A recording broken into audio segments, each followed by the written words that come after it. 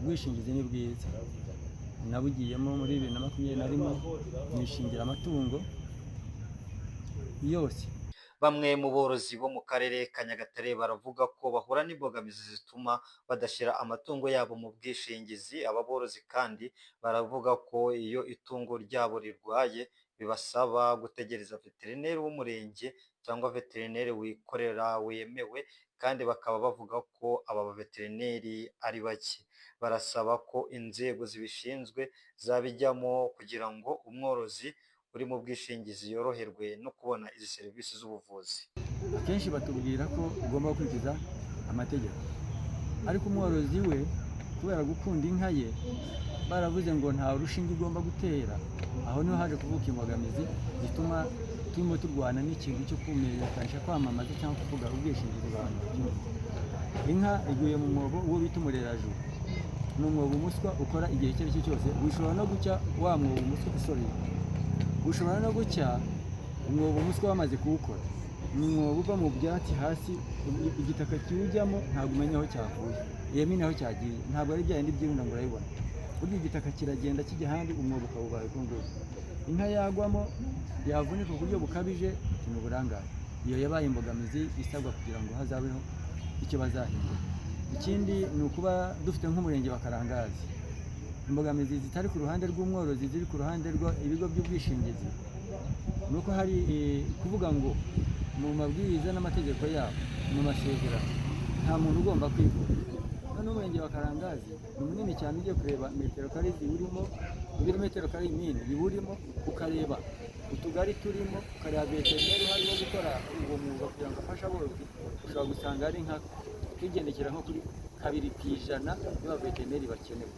Noneho umuntu yareba inka igiye gupfa, akareba agaciro k'inka ni 3 miliyoni, yagiye guhomba amata, agiye guhomba inka, akavuga ati inka ntera urushinge rw'umuriro, wenda mbe ntegereje veterineri.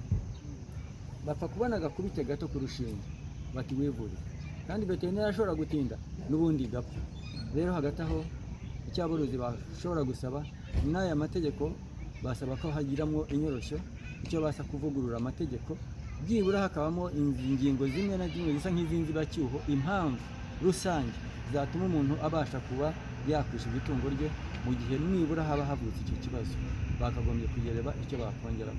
Nk'ubunze umworozi umwe wishingiye inka ye ku gaciro ka 2 miliyoni, abuze umuveterineri umufasha, n'ubu akamufasha ni veterineri utabyemerewe, batagiranye amasezerano, utabakorera, utari uwabo. Hari ibyo abaveterineri basabwa, nubwo bamwe bahari ntabwo ari bose bemerewe.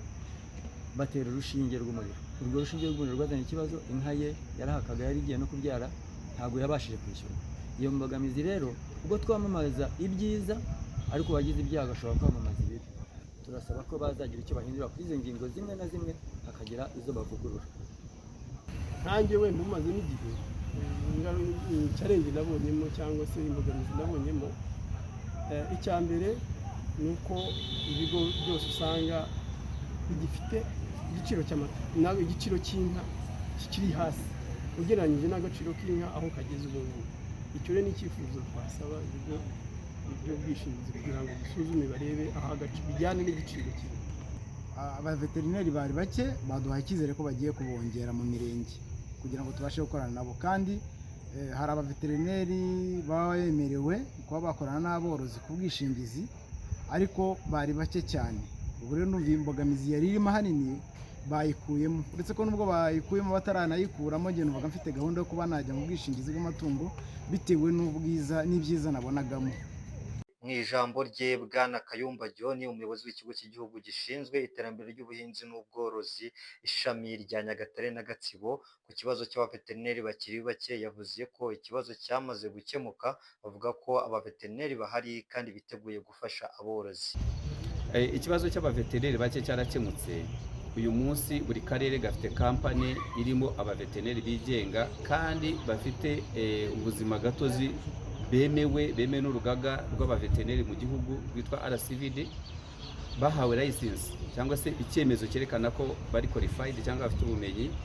Ibyo rero bibaho kugira ngo umworozi yo kwivurira, kuko umworozi ni umworozi yego, ariko ntabwo yigeze yiga ikiveterineri. Iba yarize ikiveterineri ashobora kuba nawe yagenda agasaba license akerekana ko ari veterineri akaba yakwivurira, ariko akenshi umuntu ukora ikintu akwiye kugikora yarakigiye.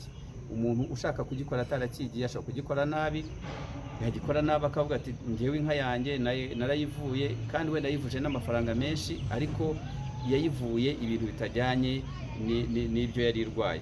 Inama tubagira ni uko inka iba irwaye bayifata amaraso bakayazana hano muri laboratwari zacu za RAB igapimwa, iba ari indwara runaka ikamenyekana bakavura iyo ngiyo. Iba wenda muri laboratwari yacu hano hari ibyo itagaragaje, hari na laboratwari y'igihugu ya RAB bashobora kujyanayo bagakomeza bakavura, nk'uko n'ubundi n'umuntu ashobora kwipimisha ahantu hamwe bikanga akajya mu zindi laboratwari cyangwa se amahopitari avura. Gahunda yo gushyira amatungo mu bwishingizi ni gahunda ya leta, abaturage bavuga ko ari nziza kandi ni gahunda ikorwa binyuze mu mushinga wa Tekana Muhinzi Mworozi urishingiwe.